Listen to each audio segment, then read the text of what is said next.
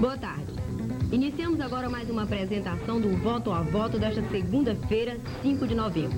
Hoje nós teremos uma entrevista especial com o ex-presidente José Sarney, que já se encontra aqui no nosso estúdio. Boa tarde, presidente. Boa tarde. É um prazer tê-lo conosco. E meu também de ter essa oportunidade de falar ao povo de Timon, esta cidade que é uma cidade tão dinâmica e representa um dos polos tão importantes no desenvolvimento do Maranhão, e a qual eu estou ligada por profundos votos de amizade e ao mesmo tempo de ligação política e de trabalho. Eu estou chegando a Timon e estou vendo aqui a cidade crescendo sobre aquelas linhas mestras que foram traçadas ainda quando eu era governador do Maranhão. Presidente, o senhor foi eleito senador da República e naturalmente será uma das lideranças mais ouvidas no Congresso Nacional. Qual o seu posicionamento em relação ao governo Collor de Mello? Olha, eu tenho me recusado sempre a fazer qualquer comentário a respeito do governo do presidente Collor de Mello. Acho até que não seria ética de minha parte que eu comentasse ou fizesse qualquer análise do governo do meu sucessor. Como os meus antecessores não fizeram também essa fase crítica em relação ao meu governo, eu acho que não é bom para o Brasil que se crie esse antagonismo entre o ex-presidente e o presidente atual. Eu tenho me recusado, portanto, a fazer essa análise. O senhor, quando presidente, assegurou recursos necessários para a construção da Ponte da Amizade. Por que essa ponte não foi construída? Olha, essa ponte, eu quero primeiro dizer que esta ponte ninguém nunca me pediu que a fizesse. Esta ponte foi ideia minha de fazer uma ponte aqui em frente a Timon, justamente ligando Timon ao coração de Teresina. Uma ponte que fosse a ponte da amizade entre o estado do Maranhão e o estado do Piauí. Dois estados que têm uma ligação profunda, uma ligação de irmãos. E assim comecei a tomar as decisões para fazer a ponte.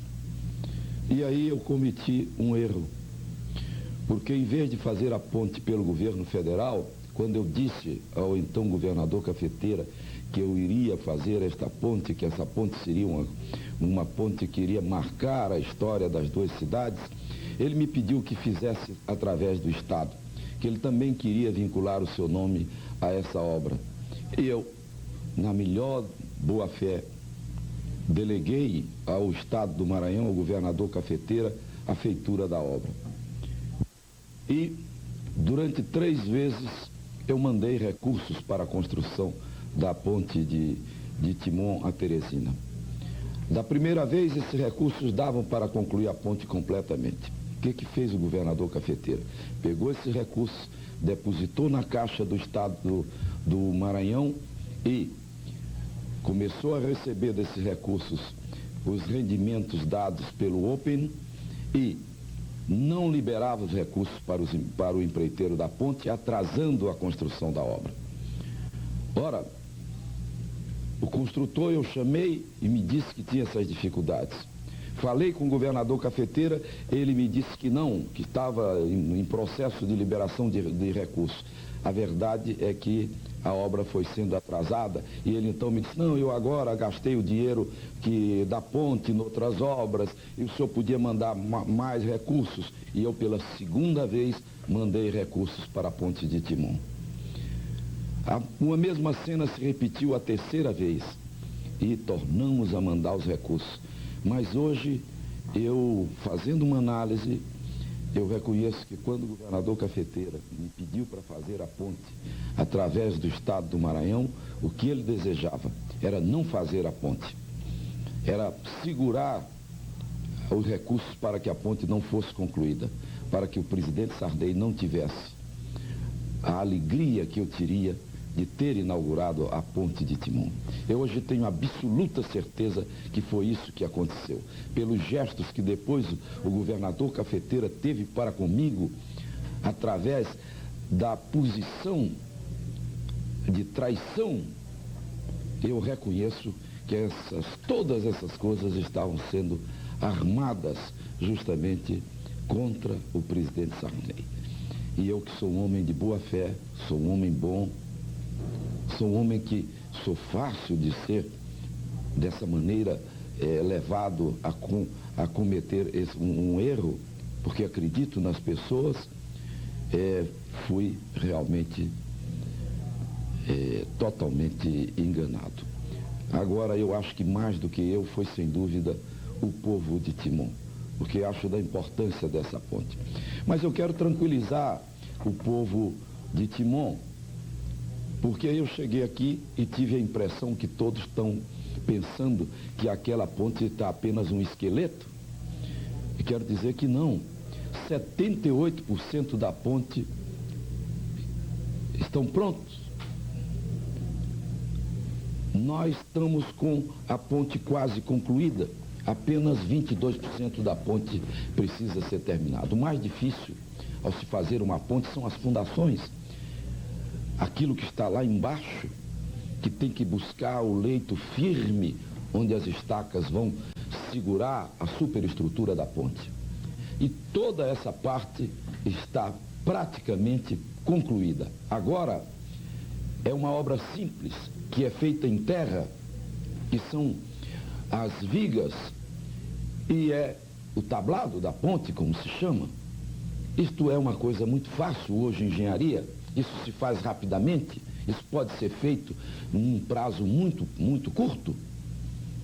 Basta que os recursos sejam alocados para que isso seja feito. Assim, o povo de Timon fique tranquilo, o que era definitivo para que a ponte existisse, está feito. 78% da obra da ponte está concluída. Agora é fácil. Eles estão demorando um pouco para que não se vincule muito a ponte à decisão do presidente Sarney de tê-la construída.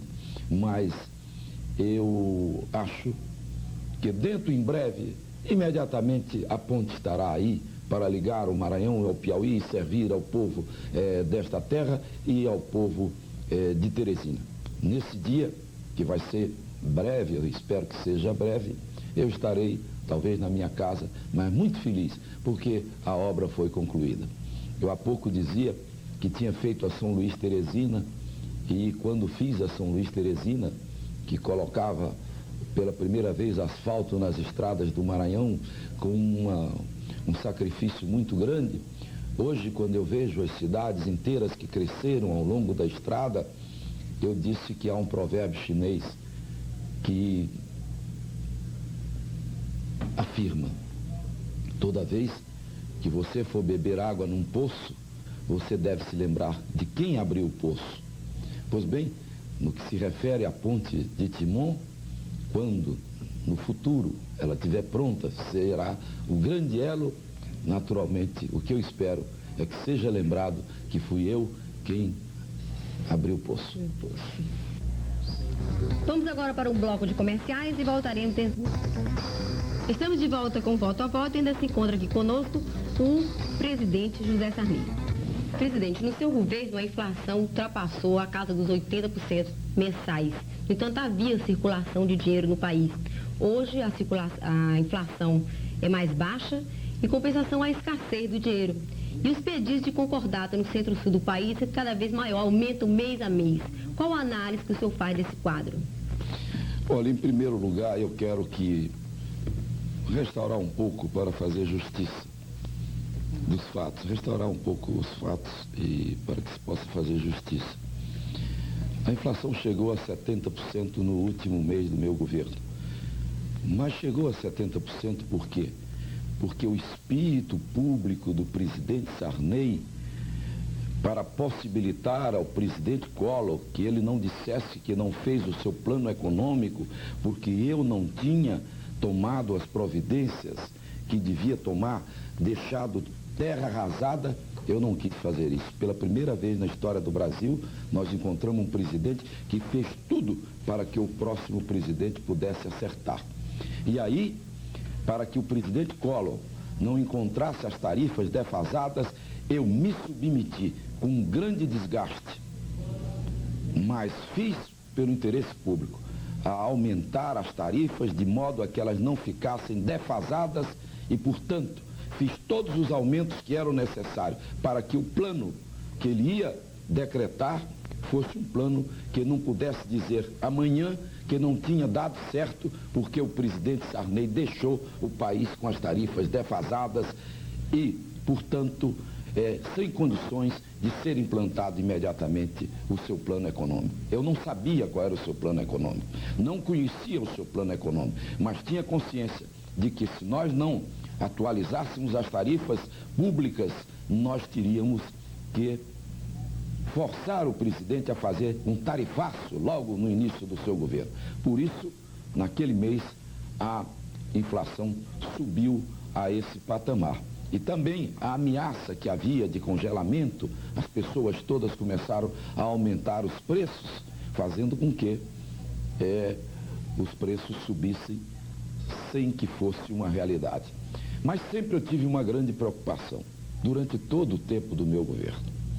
Foi que jamais a inflação procurasse penalizar os assalariados. Toda vez que nós tínhamos o índice da inflação, nós tínhamos o índice da correção dos salários. Nunca deixei, todos sabem, fiz a lei salarial que ajustava o salário à inflação.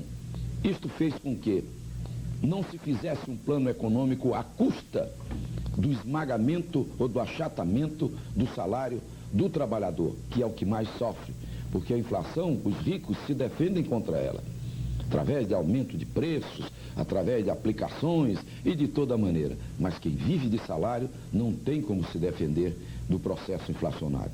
Fiz mais, abri as cadernetas de poupança com a correção que tinha para que as pessoas pudessem depositar qualquer quantia, de modo a que o seu dinheiro ficasse resguardado. Essa foi uma providência que eu sempre tive. Outra providência que eu tive durante todo o tempo do meu governo foi que nós não tivéssemos recessão. Porque eu acho também que a recessão, ela é terrível num país como o Brasil, em qualquer lugar, mas aqui muito mais. Porque a recessão gera desemprego, a recessão gera fome, a recessão gera, sobretudo, uma desarticulação social tremenda que é difícil de corrigir. Durante o tempo em que eu fui presidente, o Brasil cresceu 25%. Significa o quê? Significa que nós tivemos a mais baixa taxa de emprego da história, mais baixa taxa de desemprego da história do Brasil. Nós tivemos quase que pleno emprego. Eu deixei a taxa de desemprego no Brasil em 2,38. E este crescimento foi um crescimento que assegurou ao longo de todos os meus 5 anos que o país continuasse no seu dinamismo e que se visse aquilo que todo mundo assistiu. O presidente era muito criticado, criticado, vamos repetir a palavra, mas havia um país que estava crescendo, um país que estava cada dia aumentando o seu produto interno bruto. Nós crescemos uma Argentina e muita gente não sabe, porque eu também fui um presidente que não cuidou muito da divulgação. Eu tinha uma certa alma udenista, como tenho, que acho que o governo não podia fazer, se engajar em processos de propaganda. Então, nunca gostei de alardear. E, ao mesmo tempo, eu sempre cultivei esta simplicidade que faz parte da minha personalidade.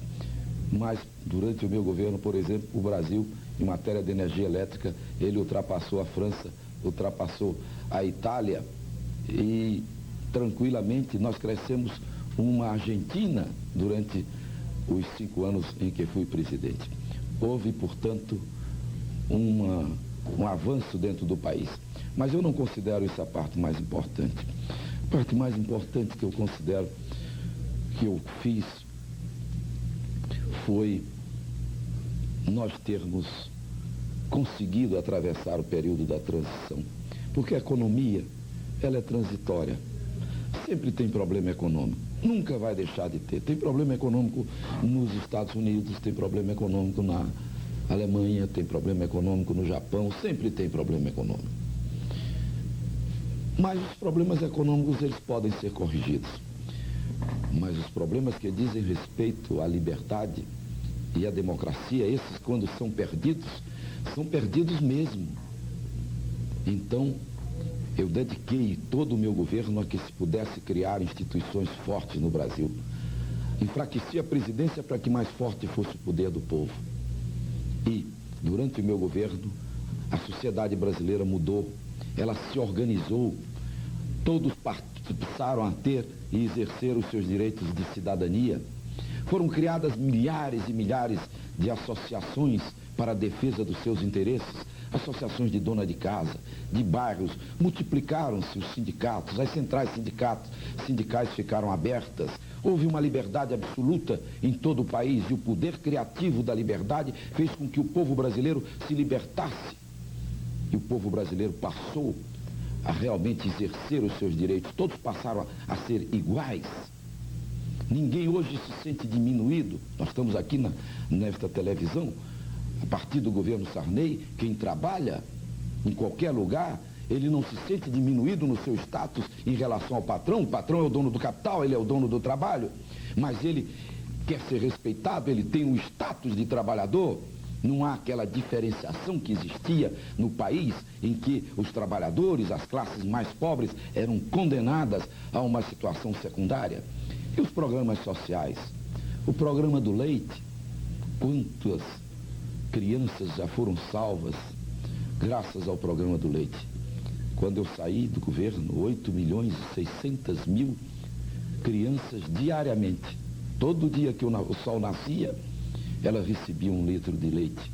Crianças que muitas vezes nunca tinham tomado um copo de guaraná e que passaram a ser alimentadas pelo programa do leite, que se destina justamente a salvar a infância e também nessa primeira idade dar uma melhor alimentação.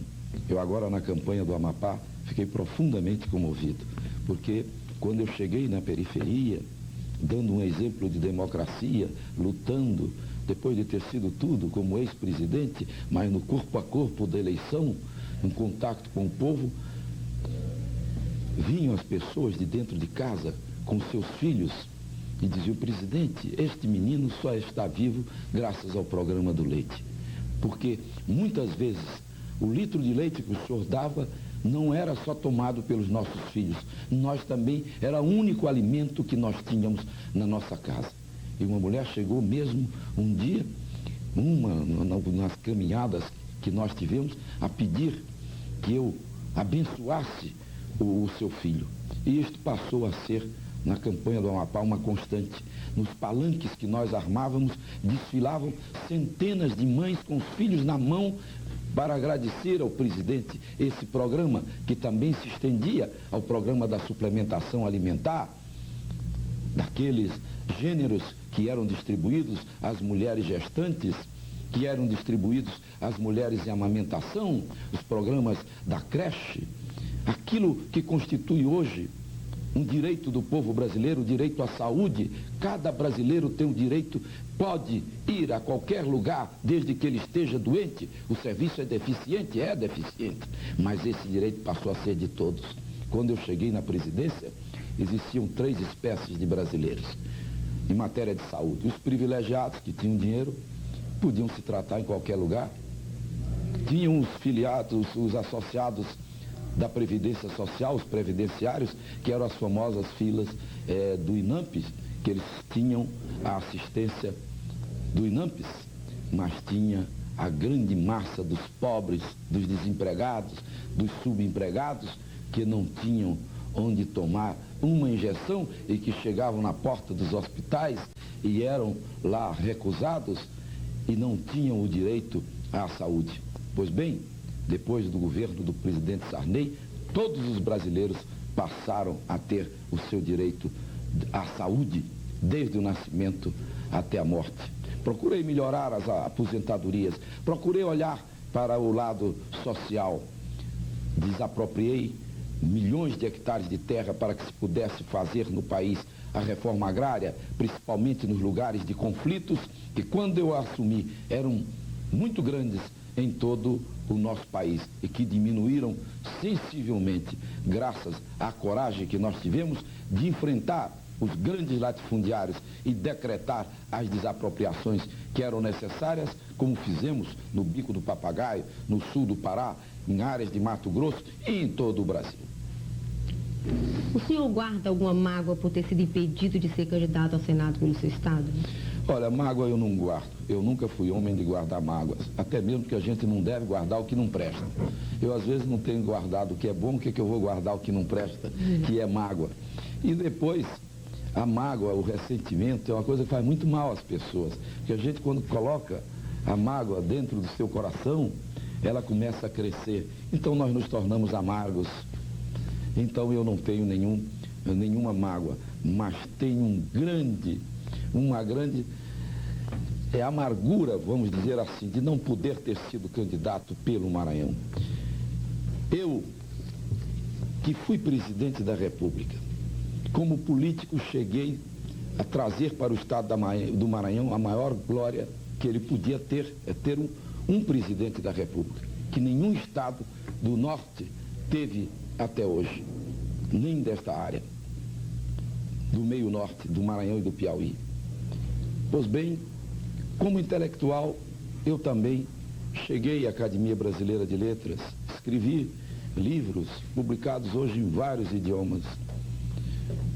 Cheguei a ser escolhido para várias entidades internacionais, como membro da Academia de Ciências de Lisboa, doutor da Universidade de Pequim, de Moscou, sou doutor pela Universidade de Coimbra. Enfim, eu acho que tenho uma biografia daqueles que procuraram honrar o seu estado. Pois bem, saí da presidência da República, fui recebido pelo povo do Maranhão com o maior carinho, mas não me deixaram ser candidato pelo Maranhão. Impediram que eu fosse candidato pelo Maranhão. E hoje eu sei por quê. Porque se eu tivesse sido candidato, evidentemente, essa questão de eleição no Maranhão já tinha sido resolvida para governador, porque eu teria participado desde o princípio da eleição. Mas como tenho uma parcela de liderança nacional no Brasil hoje, 5 estados me convidaram para ser candidato a senador. Convidado pelo Distrito Federal, fui convidado pelo estado de Goiás, pelo estado do Tocantins, fui convidado pelo estado de Roraima, fui convidado pelo estado do Amapá. Aceitei ser candidato pelo Amapá, porque eu acho que eu não podia sair da vida pública. Eu ainda tenho serviços a prestar ao Brasil, ainda tenho serviços a prestar ao meu país, como um ponto de referência no Congresso Nacional da liberdade, da democracia, dos direitos sociais que nós marcamos o governo. Enquanto eu estiver no Congresso Nacional, quando eu passar pelos corredores do Congresso Nacional, todos hão de sempre dizer: aqui não se pode mexer na liberdade, não se pode mexer na democracia, porque ali está o presidente Sarney, que é um símbolo e uma muralha que vai defender de toda maneira esses ideais e essas instituições. Mas eu agora estou participando do segundo turno, acompanhando o governador, que eu já posso dizer governador, porque eu acho que nós vamos terminar ganhando a eleição. Edson Lobão. Já percorremos o sul do estado, já percorremos também uma área do Miarim, e há 2 dias fizemos uma coisa inédita no Maranhão. Saímos numa caravana de São Luís, atravessando aqui a BR-135 e também entrando nas cidades da margem do rio Miarim e da margem do rio Itapicuru. Tivemos que chegar tarde em Timon, só pudemos chegar aqui 11 horas, porque toda essa estrada, as cidades que nós visitávamos, elas todas estavam cheias de pessoas, de mulheres e de homens do nosso estado, que queriam prestar sua solidariedade ao Lobão, mas também desejavam prestar sua homenagem ao ex-presidente José Sarney. Então tivemos uma verdadeira apoteose, de cidade em cidade. Quase não podíamos sair e fomos obrigados a chegar tão tarde aqui na cidade de Timon, mas graças a quê? Graças ao apoio do povo do Maranhão. Tem uma pesquisa aí do Ibope que tem dado uma vantagem para o candidato que combate Lobão. Mas eu quero dizer que até hoje, e essa resposta o IBOP precisa dar ao Maranhão. O IBOP é um instituto que tem um nome. Ele precisa responder ao Maranhão porque as suas pesquisas no Maranhão nunca deram certo. E não por poucos números, por muitos. Basta dizer que no dia da eleição, o IBOP deu que o senhor João Castelo tinha 51% ou 54%, não me lembro bem, da votação e que ia vencer no segundo turno. Ele teve 34%. É possível que o Instituto da Responsabilidade do IBOP possa errar em 20 pontos percentuais? Nunca, em nenhum momento das eleições do Maranhão, ele acertou numa só de suas previsões? Nós temos as pesquisas da Econométrica, essa empresa que faz pesquisa na nossa área. Pois bem, a Econométrica nunca também errou em nenhuma previsão em eleição no Maranhão. E na eleição passada fez mais. 3 dias antes, ela registrou no cartório a sua pesquisa para mostrar a honestidade do seu trabalho. Nós colocamos agora a pesquisa da Econométrica à disposição dos nossos adversários. Colocamos à disposição do IBOP para que eles vejam, digam onde está o erro, quem é que errou. Eles apresentem a dele e nós apresentamos a nossa. Nós já apresentamos a nossa. Mas eles não mostraram até hoje a pesquisa dele. Na nossa pesquisa, Lobão, é tão honesta a pesquisa que nós dizemos exatamente o que está acontecendo. Lobão hoje tem 39%. Castelo tem 38,4%. Mas eu espero que dentro de mais uma semana, 2 semanas, a nossa vitória esteja nítida, porque Lobão cresceu 11%, Castelo estagnou. Os votos de Conceição Andrade estão migrando para o senador Edson Lobão. Por quê? Porque a esquerda sabe que o candidato João Castelo é um candidato que tem uma proposta de repressão. E a esquerda sabe que toda vez que nós temos um governante violento, cheio de ódio, com um programa desse de exercer o poder, com essa força de mando para exercê-lo discricionariamente, é na costa da esquerda que as coisas acontecem em primeiro lugar. E por isso a esquerda está votando em Edson Lobão, sabendo que Edson Lobão é uma proposta de um governo de liberdade, de um governo de compreensão, de um governo de um Maranhão para todos nós, de um governo de tranquilidade, e não aquela proposta que está sendo feita pelo candidato Castelo, que é sempre uma proposta de ódio, uma proposta de vingança, uma proposta de discriminação. E o segundo turno foi feito para quê? O segundo turno foi feito para que o candidato tivesse maioria absoluta, para que ele não fosse o candidato só da sua facção, mas para que ele fosse o candidato da maioria do povo, para que ele pudesse ser um homem aceito por toda a sociedade, para pacificar, para juntar todos para o trabalho comum. Pois esse homem é o deputado, o senador Edson Lobão, porque a sua proposta é essa, e a proposta do Castelo é outra. A proposta do Castelo é a de expulsar pessoas. Por exemplo, ele teve a coragem de dizer que ia me expulsar do Maranhão.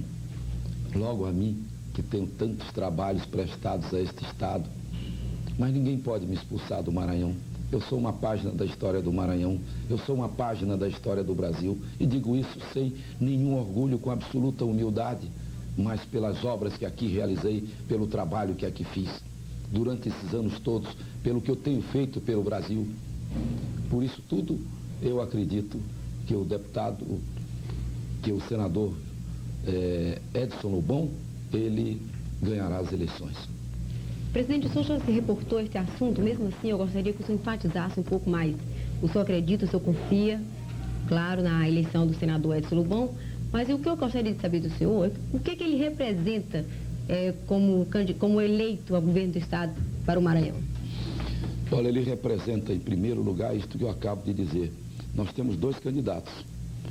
O candidato João Castelo, que propõe ao Estado um programa de perseguição, um programa de demissão, um programa de violência, um programa de separação do Estado. Ele está numa campanha somente negativa A campanha dele permanente, ele diz isto, ele não tem negado, é uma campanha de ódio.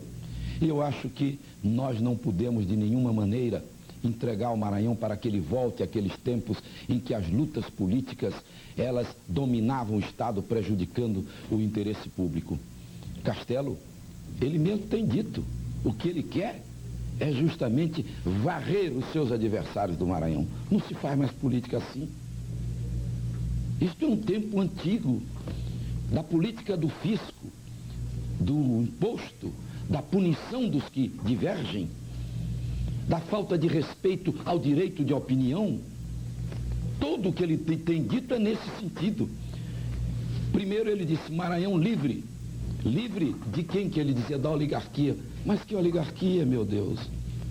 A nossa oligarquia, que oligarquia que se criou, que eu criei no Maranhão, a oligarquia do bem comum. Quando eu cheguei nesse estado, vocês de Timon são testemunha, esta era uma cidade, quando eu comecei a fazer política, apenas uma pequena rua, quase na beira do rio. Essa estrada não existia, não tinha energia. Eu criei a Telma, criei a Caema, criei a Seimar, ajudei a fazer Boa Esperança. Como presidente fiz Tucuruí, trouxe as linhas de transmissão para esta área. Fiz os ginásios Bandeirantes, os ginásios que estão aqui, fiz 86 ginásios, só tínhamos um ginásio, que era em São Luís. Fui eu que interiorizou. Eu criei a Universidade do Maranhão, eu mudei a face desse estado, dei perspectivas para ele. Piauí aqui é testemunha do que aconteceu pelo Maranhão antes e depois do governo Sarney, e abri o Maranhão para que todos tivessem oportunidade. João Castelo mesmo foi feito pelas minhas mãos, foi feito governador nestes anos todos. Eu escolhi o professor Pedro Neiva, que era o homem que era o mais destacado da nossa geração, um dos mais velhos. Tivemos o governador Cafeteira, eu tive a grandeza de escolher um adversário meu, eu presidente da República, com o poder na mão, com o plano cruzado, eu fui escolher um adversário meu para fazê-lo governador do estado, o doutor Epitácio Cafeteira. Então, é isso que caracteriza a oligarquia. Foi este Maranhão em que todos tiveram oportunidade. Eu nunca persegui ninguém, todos são testemunhas de que eu sou um homem do diálogo, um homem sempre aberto à conciliação, que sou um homem bom. E, no entretanto, o lema do senador João Castelo é só um: Maranhão livre. Livre de quem? Do Sarney. É essa a sua mensagem. Então isso é uma mensagem para se governar um estado? Eu acho que não é. A proposta de Lobão é outra. Lobão agora, ele registrou os seus compromissos no cartório também em São Luís. Compareceu ao cartório para registrar os seus compromissos. Por quê? Porque eu acho que Lobão está certo. Ele acha, e eu também acho, que a palavra dos políticos está muito desmoralizada. Como você que está me ouvindo, que é eleitor, assiste, por exemplo, o senador João Castelo aí para o governo e dizer: o Maranhão é Castelo é Sarney, Sarney é Castelo. No dia seguinte, ele diz: não, o Sarney é o demônio, o Castelo é outro. O que o eleitor fica pensando? Meu Deus, quando ele fala a verdade? No dia que Castelo chega e me convida para ser padrinho do seu filho, me leva à igreja para aquele gesto simbólico de colocar, de jurar pelo seu filho, de defendê-lo como padrinho, de entregá-lo, ou o dia que ele diz que eu sou o inimigo público número 1 do Maranhão? Quando ele fala a verdade? Quando ele diz: eu vou fazer o Maranhão novo de novo, ou quando ele chega agora e diz que não existiu o Maranhão novo? Então, o povo tem razão de ficar perplexo. O povo tem razão de não acreditar na palavra dos políticos, de achar que eles não têm coerência, mas não só coerência, mas outra coisa pior. O povo pensa assim.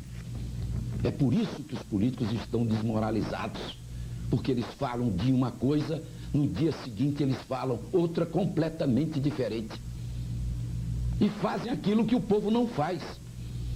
Como o povo pode julgar o governador cafeteira que vai me buscar na rampa do palácio, na descida, me traz junto dizendo que eu sou o maior de todos os maranhenses vivos, botou uma placa de bronze. E hoje ele diz que eu sou nocivo ao estado do Maranhão. Quando ele está falando a verdade? Em que momento ele está falando a verdade? Isso fica na cabeça do povo. Esta coisa o povo não entende. Quando um político chega e diz, eu não vou fazer isto, e no dia seguinte ele faz tudo que disse que ia fazer, que não fez e que fez. É esta perplexidade que nós temos.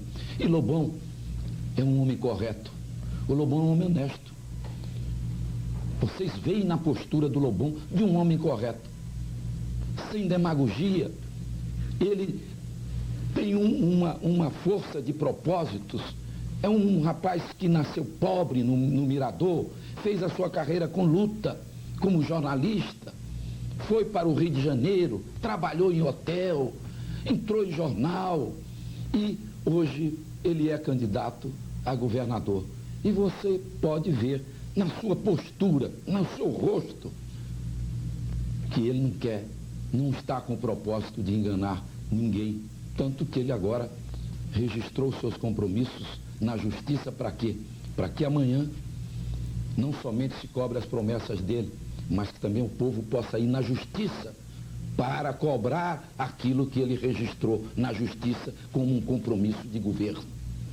Portanto, eu acho que é por isso que eu considero o senador, estou só chamando o Lobão de deputado, o senador Edson Lobão, neste momento, um candidato importante para o Maranhão, porque ele vai contrapor, o outro candidato é um candidato de ódio, Lobão é um candidato de paz, Lobão não vai perseguir ninguém, Lobão vai querer acertar, Lobão vai querer unir, conversar com todos, vai querer dialogar, ele vai querer assegurar a todos liberdade de opinião, porque esse é o tema da sua campanha.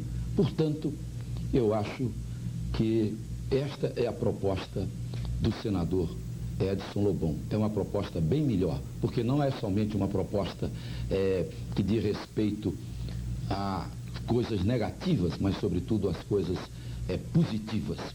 E mais ainda, o Maranhão não pode, porque isto é contra a liberdade que nós implantamos no país, é contra a democracia, não pode entregar ao governador futuro o mando, a força do governo federal e a força do governo estadual, e em alguns lugares até a força do governo municipal. Tudo isto junto vai ser muito poder e que pode ser utilizado contra aquela liberdade que nós já começamos a desfrutar no Maranhão. Eu acho que nós devemos ter um Maranhão que possa ter um governador, que seja governador do Maranhão e que tenha somente deveres para com o povo do Maranhão, que não receba ordens de olhos fechados, que não receba ordens de cabeça baixa. Nós temos que ter aqui no Maranhão um governador altivo. O Maranhão precisa do governo federal, mas o Maranhão jamais pode ter um governador subserviente ao governo federal. Nem comigo, eu, presidente, nunca quis que o governador do meu estado fosse subserviente ao governo federal. Ao contrário, sempre tratei com o maior respeito, com a maior consideração, sabendo que era governador do meu estado. Eu quero também dar uma pequena palavra sobre o segundo turno. O que é o segundo turno? Segundo turno, nós no Brasil, nós não temos experiência do que é o segundo turno. O segundo turno é uma eleição que é feita para que o candidato eleito, ele seja candidato de todos. Eu já disse isso, mas é preciso que nós enfatizemos, para que ele não seja o candidato de uma facção, para que ele possa reunir todos. Pois bem, é essa junção de forças daqueles que não votaram em Lobão, daqueles que deixaram de votar no dia da eleição, daqueles que votaram em branco, que agora, no segundo turno, deve constituir uma unidade em favor do candidato a governador, para que ele represente a maioria do povo maranhense, para que ele não seja o candidato de uma facção. Portanto, no dia da eleição, você não fique em casa, não anule o seu voto, não vote em branco, vá e vote em Lobão. Você está votando contra um retrocesso no Maranhão, um retrocesso de violência, um retrocesso contra a democracia em nosso estado. Vamos agora para o bloco de comerciais e voltaremos em seguida. Nacional, o senhor não será opositor, não fará oposição. E sim, será uma pessoa muito consultada, muito interrogada, pelo senso de responsabilidade, pela intelectualidade, pelo fato de ser um ex-presidente e, consequentemente, um conhecedor da problemática brasileira. É isso mesmo que vai acontecer? Olha, quem foi presidente da República e que amargou na própria carne as dificuldades que eu amarquei com o Congresso Nacional, não pode ter a visão somente do país como governo e oposição. Eu conheço as duas margens do rio. Eu já fui governo e já fui oposição. Deus me deu a aventura de cumprir esse destino. Fui deputado 3 vezes, fui senador da República 2 vezes e agora vou ser pela 3ª vez. Fui líder de partido no Congresso Nacional, na Câmara dos Deputados e no Senado Federal. Fui presidente de partido, fui vice-presidente da República, fui presidente da República e lidei com esses problemas todos. E sei perfeitamente que não se pode restringir a vida pública entre governo e oposição. Há um terreno comum ao governo e à oposição, que é o terreno do interesse do povo brasileiro. Eu, com as minhas responsabilidades, com a minha experiência, com o meu espírito público, com o meu espírito conciliador, com o meu espírito de diálogo, eu vou procurar, dentro do Congresso Nacional, ficar nesse terreno do interesse público, que é comum a governo e é comum à oposição. Quando o governo realmente necessitar de leis de ação política que for do interesse do país, eu jamais poderia, por qualquer motivo, ficar contra. Mas também, quando o interesse do país determinar que se seja contra, eu serei contra. Serei contra com muita firmeza, revivendo os tempos em que fui deputado da chamada banda de música, quando nós combatíamos tão duramente aquele tempo no Congresso Nacional. E, portanto, é essa a posição que eu espero ter dentro do Congresso Nacional. Terei e tenho muitos amigos hoje eleitos, governadores, senadores e deputados. E como eu disse aqui nesse programa, eu quero ser esse ponto de referência, esse ponto de equilíbrio.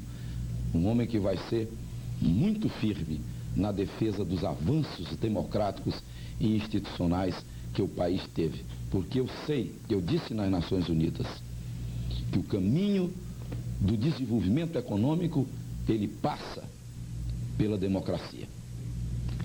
Nenhum país pode progredir sem que ele passe pela democracia. As ditaduras, em determinado instante, elas fazem um desenvolvimento que se pensa que é um desenvolvimento.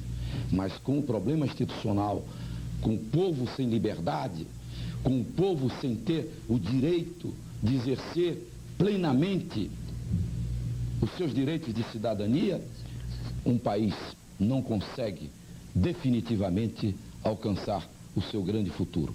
Foi isso que eu procurei fazer nos 5 anos. Dar ao Brasil instituições fortes, dar uma democracia poderosa, dar liberdade para que o país possa trilhar para encontrar o desenvolvimento econômico. Presidente, eu quero aqui agradecer em nome da emissora e também a minha como apresentadora, a ilustre presença do senhor aqui no nosso programa. Mas antes de encerrar, eu gostaria que o senhor deixasse aqui a sua mensagem ao povo de Timon, E não só de Montes, também, por que não, do Piauí, já que o senhor é um homem que pretende lutar pela melhoria de vida do povo brasileiro.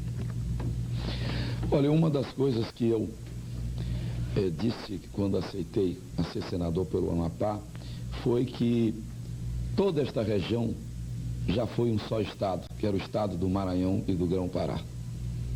Amapá, Pará, Amazonas, Roraima, Acre, Maranhão, Piauí, Ceará, todos faziam parte de uma mesma região.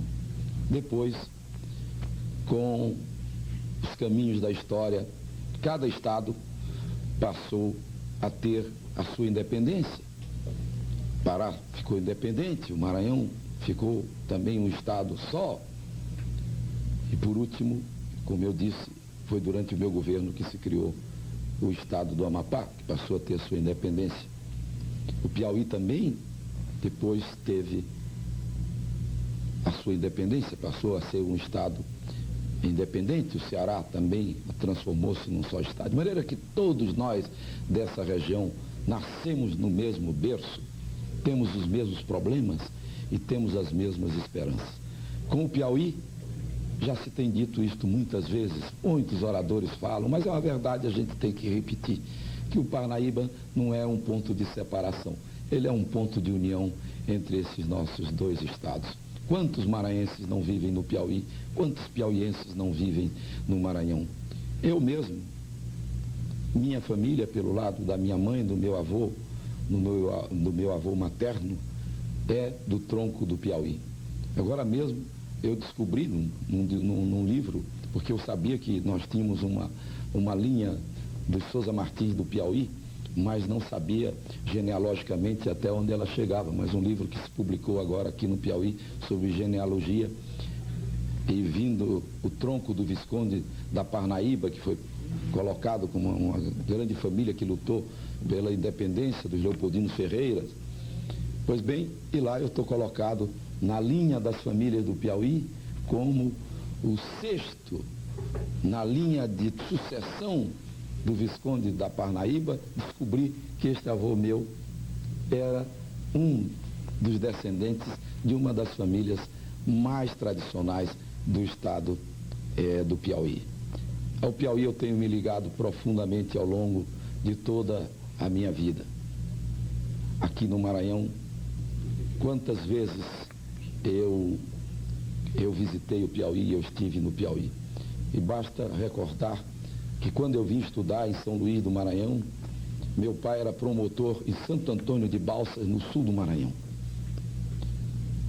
E para chegar em São Luís pela primeira vez, eu antes de conhecer São Luís conheci Teresina, porque eu desci numa balsa, levei 28 dias descendo o rio Balsas, depois pegamos o rio Parnaíba para vir até chegar a Teresina. Aqui em Teresina se vendia balsa e pegava o trem para ir para São Luís do Maranhão. Eu tinha 11 anos e chegava para ir estudar em São Luís, no Colégio dos Maristas. E guardo a lembrança no princípio da minha vida justamente daquele tempo em que aqui cheguei a Teresina. E até mesmo uma lembrança do Piauí, que a balsa que eu vinha, aquelas balsas de Buriti, eu acho que hoje não existe mais, né? Não passa mais aqui em Boa Esperança, mas aqui, quando se chegava em Teresina, na beira do rio, eram cheias aquelas balsas de Buriti, com aquela casinha, com porcos, com galinha, com laranja, com ovos, com frutas, e a gente descia. E foi um encantamento a descida daquele tempo, com um menino descendo o rio, naquela balsa que nós chegávamos aqui, pois a balsa parou em Uruçuí. Eu estava com uma febre muito grande, não sabia o que era dentro daquela balsa, e a balsa parou em Uruçuí, esperando que eu morresse para ser enterrado em Uruçuí. E parou uma semana.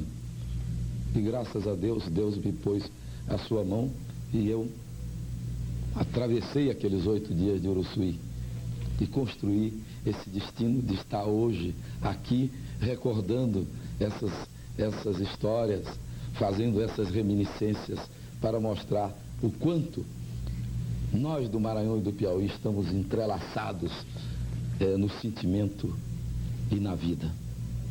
Então, a minha mensagem que você me pediu, né, ao povo de Timon e ao povo do Piauí é sempre essa mensagem de amizade. Aqui, essas duas cidades estão juntas, frente a frente, mas mais do que frente a frente, se interligando com os mesmos problemas, esperando as mesmas soluções. E o que eu desejo é a cada um, a cada família, que tenha dias melhores, que tenha felicidade, que não perca nunca a esperança. Estes estados, Maranhão e Piauí, são estados viáveis.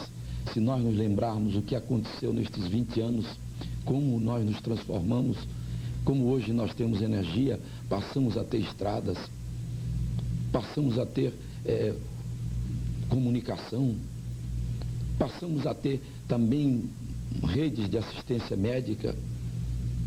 Mas temos grandes problemas, temos deficiências, temos fome, temos desemprego, temos miséria, temos tudo isso. Mas a história do homem é a história da coragem. Deus, quando fez o mundo, ele podia ter feito o mundo certo, sem precisar de nada, só para a felicidade do homem. Mas não fez. Não fez para quê? Para que o próprio homem participasse da criação do mundo, para que ele pudesse ajudar a criar o mundo, para que ele, cada dia, cada um de nós possa colocar uma pedra, modifique a humanidade. E é isso que faz com que nós tenhamos essa aventura humana que Deus nos deu, tão sedutora. Foi por isso que ele nos deu a liberdade, porque se nós tivéssemos a certeza que estava tudo pronto, dado por Deus, nós não teríamos a liberdade. Mas ele deu a liberdade para que cada um tenha até o direito da dúvida. E é essa a grande obra da criação. Portanto, esses problemas todos, eles são problemas que eu tenho absoluta certeza que serão superados. Problemas que nós vamos a cada dia lutando para superá-los, porque a história do homem é a superação das suas dificuldades. Portanto, eu espero que ninguém jamais possa matar dentro de si a dose de convicção e a sua dose de esperança. Mas a todas as famílias que estão me ouvindo na sua casa, me recebendo aí na sua casa, conversando com a sua família, conversando com seus filhos, com seu esposo, com seus parentes, eu quero dizer que aqui não está o ex-presidente Sarney, um homem que foi tudo na vida, o intelectual, o que teve honrarias, nada disso. Tudo isso passa. E nada me transformou. O que eu quero que vocês tenham a convicção é que está aí na sua casa um homem que tem procurado sempre ser um amigo do Maranhão, o seu amigo José Sarney, e também, por que não dizer, amigo do Piauí. Presidente, as balsas já não existem, mas o senhor está aqui, presente, lutando por nós, brasileiros e brasileiras. Boa tarde para o senhor. Muito obrigado.